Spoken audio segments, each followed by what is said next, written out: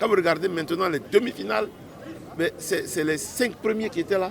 Le Nigeria a battu l'Algérie pour se rentrer dans le club des 4, mais sinon les 3 autres sont là. Et donc la finale oppose, il faut appeler un chat, les 2 meilleures équipes africaines du moment.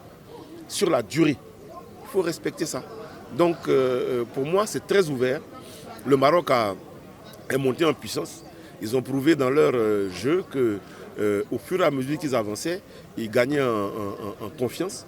Et ils ont réussi quand même à faire déjouer le Cameroun. Ils ont réussi à faire déjouer le Nigeria. Ça veut dire que tactiquement, ils sont très forts.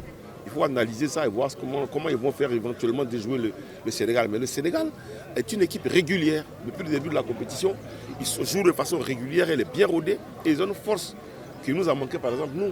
C'est que dans chaque ligne, ils ont un ancien. Le gardien de but, c'est Mendy.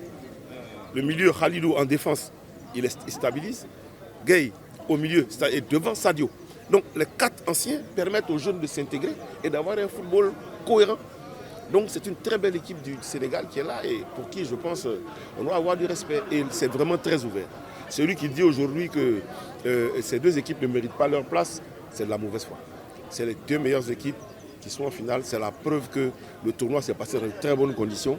On va parler d'erreurs d'arbitrage, de sites, ça fait partie du football. Mais les 2 équipes qui sont là méritent leur place.